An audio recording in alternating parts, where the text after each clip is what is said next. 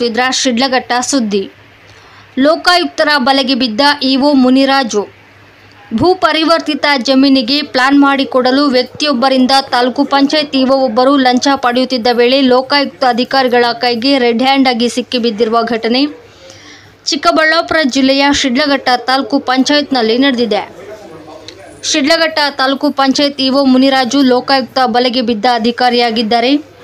ಶಿಡ್ಲಘಟ್ಟ ತಾಲೂಕಿನ ಜಂಗಮಕೋಟೆ ಹೋಬಳಿ ಘಟ್ಟಮರನಹಳ್ಳಿ ಗ್ರಾಮದ 39 ಗುಂಟೆ ಭೂ ಪರಿವರ್ತಿತ ಜಮೀನಿಗೆ ಪ್ಲಾನ್ ಮಾಡಿಕೊಡಲು ನಂಜೇಗೌಡ ಎಂಬುವರಿಂದ 2 ಲಕ್ಷಕ್ಕೆ ಬೇಡಿಕೆ ಇಟ್ಟಿದ್ರು. ಅದರಂತೆ ಇಂದು 1.5 ಲಕ್ಷ ಹಣ ನೀಡಲು ಮಾತುಕತೆ ನಡೆದಿತ್ತು.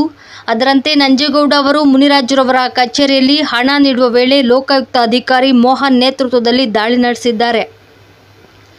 ಇನ್ನು ಈ ಸಂದರ್ಭದಲ್ಲಿ ಡಿವೈಎಸ್ಪಿ ವೀರೇಂದ್ರ ಕುಮಾರ್, ಲೋಕಾಯುಕ್ತ ಚಿಕ್ಕಬಳ್ಳಾಪುರ ಶಿವಪ್ರಸಾದ್, ಇನ್ಸ್ಪೆಕ್ಟರ್ ಮೋಹನ್, ಸಿಬ್ಬಂದಿ ಸಂತೋಷ್, ಸತೀಶ್, ನಾಗರಾಜ್, ಲಿಂಗರಾಜ್, ಗುರು, ಚೌಡರೆಡ್ಡಿ, ಪ್ರಕಾಶ್ ಇನ್ನು ಮುಂತಾದವರು ಹಾಜರಿದ್ದರು.